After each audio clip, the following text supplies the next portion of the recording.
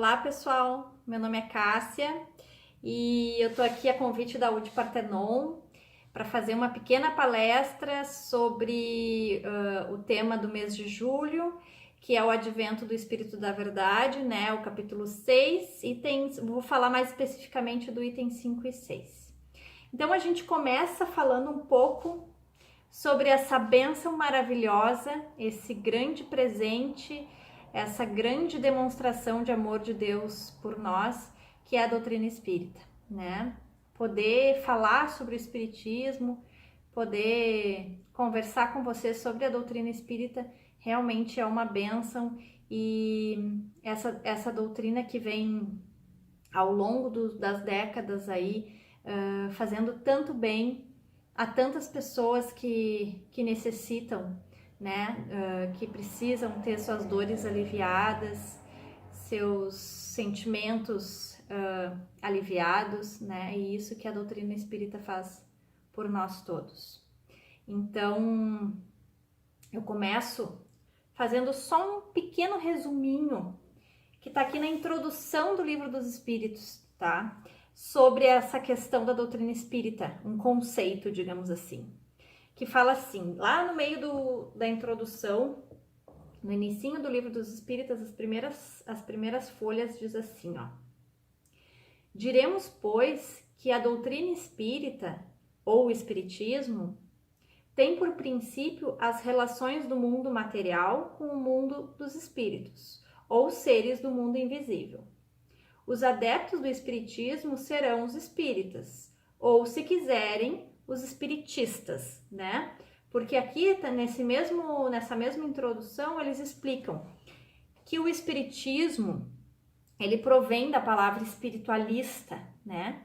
Que é tudo aquilo que é o oposto à matéria. Então, o espiritismo, ou o espiritualismo, ou o espiritista é o oposto do materialista, tá? Então, esses termos, eles são muito parecidos e eles podem ser usados muitas vezes para definir as mesmas coisas, apesar de serem termos diferentes. Nós, espíritas, não nos chamamos espiritistas, né? Porque acaba que se adotou que o espiritista ou o espiritualista é aquele que pratica algum tipo de religião, filosofia espiritual, né?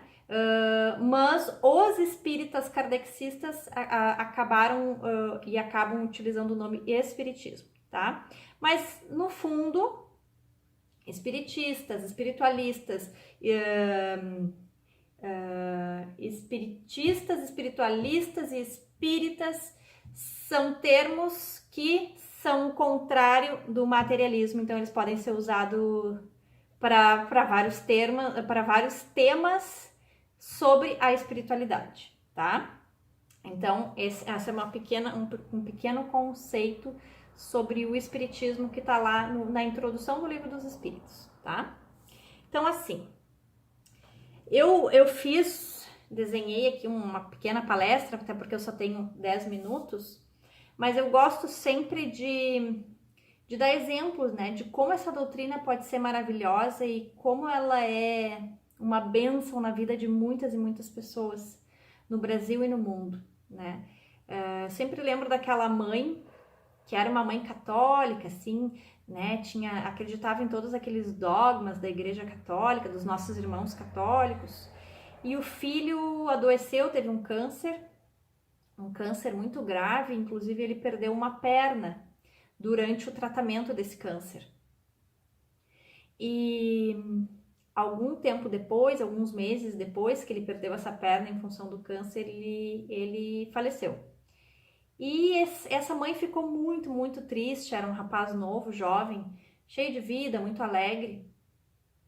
E ela, apesar de católica, né, e ter todas essas questões mais rígidas dos dogmas que a gente conhece, ela ficou muito, muito, muito triste mesmo. Só quem é mãe, eu acredito que deva imaginar essa dor, né? E ela então procurou um centro espírita bastante conhecido na região, que psicografava cartas. E um belo dia ela se encheu de coragem, ainda com um pouco de receio e medo, se encheu de coragem, né? Em nome da saudade que ela tinha e acredito que ainda tenha do filho, e foi a esse centro espírita e recebeu então uma carta do filho dela. Olha que bênção, né? Como Deus é bom, gentil, generoso, infinitamente maravilhoso. E nessa carta esse filho dizia, entre outras coisas: mãe, não te preocupa, eu tô muito bem. Já voltei a caminhar com as minhas 2 pernas, né? Então, além de tudo, além dessa mensagem de amor, ele ainda se preocupou em dar certeza para ela, né, que era ele mesmo, porque como é que as pessoas iam saber que ele não tinha uma perna, né? Não tinha como saber. Então, ela saiu de lá maravilhada, com o coração mais calmo, né, com o coração aliviado e com a certeza do reencontro. Então, fica essa história como exemplo do que é maravilhoso o Espiritismo e essa doutrina espetacular nas nossas vidas. Como ela pode ser generosa e bondosa, e a capacidade que ela tem de aliviar as nossas dores, né?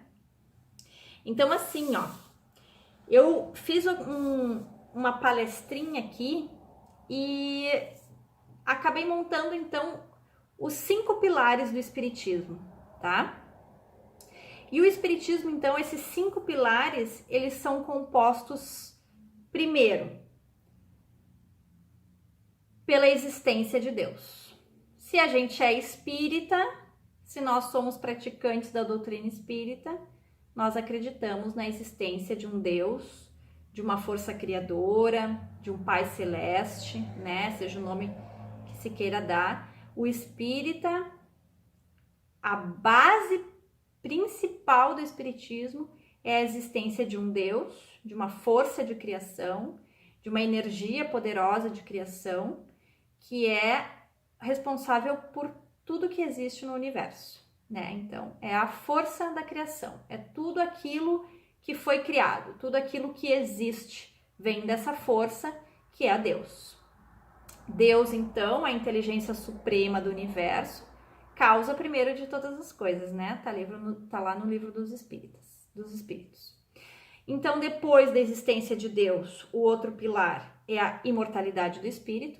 Então, nós somos seres imortais, né? Nós somos um corpo que habita um espírito, né? Antes de tudo, nós somos uma força, uma energia espiritual. E aí sim, depois de ser uma energia espiritual, nós encarnamos num corpo carnal, num corpo material. Mas nós somos um espírito que estamos num corpo, e não um corpo que tem um espírito, né? Terceira, comunicação dos espíritos, né? Então, através da mediunidade, que pode ser dada e pode acontecer de diversas formas, muitas formas, inclusive tem aquela máxima que diz que todos somos médiums, né? Alguns com uma capacidade maior de percepção, mas intuição todos nós temos, mesmo sem saber que é, todos nós temos, né? Então, a mediunidade, né? Como o terceiro pilar. O quarto pilar, a pluralidade da existência. Então, o espírita, ele acredita que nós temos diversas oportunidades de encarnar neste planeta e em outros planetas, né? Então, através da reencarnação, o espírita tem como o quarto pilar a pluralidade da existência. E o quinto pilar, né, que é a evolução do espírito. Então, nós encarnamos no planeta com um grande objetivo de evoluir, né, de nos moralizar, de aprender com amor e com a dor a nos tornarmos seres melhores para nós, para os nossos irmãos e para todo o nosso planeta, né? Então, o grande objetivo de tudo isso, né, é a evolução do espírito. É melhorar como espírito, é me tornar um ser melhor, né? E isso dentro do espiritismo, através da caridade, da indulgência e do perdão. São esses os 3 caminhos para a evolução do espírito, né? Então, assim, todos esses pilares, esses 5 pilares que eu citei agora, eles acabam se complementando, né?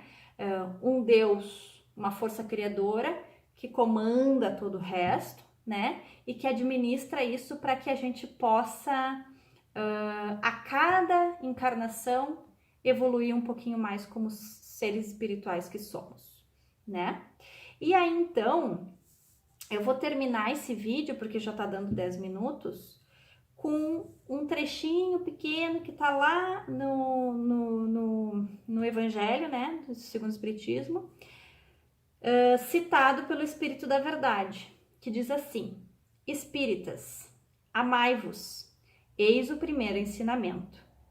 Instruí-vos, eis o segundo. Todas as verdades se encontram no cristianismo. Os erros que nele se enraizaram são de origem humana, e eis que, além do túmulo, que acreditáveis do nada, vozes vos clamam: irmãos, nada parece. Jesus é o vencedor do mal, sede os vencedores da impiedade, né? Então, olha só, gente, para terminar essa pequena palestra de um pouquinho mais de 10 minutos. Jesus é o vencedor do mal. Sede os vencedores da impiedade. Espírito da Verdade, Paris, 1860. Gente, foi um grande prazer. Eu espero ter podido contribuir um pouquinho e até a próxima. Quero mais palestras curtas da UD Partenon. Curta, compartilhe e comente. Inscreva-se no canal da UD Partenon do YouTube.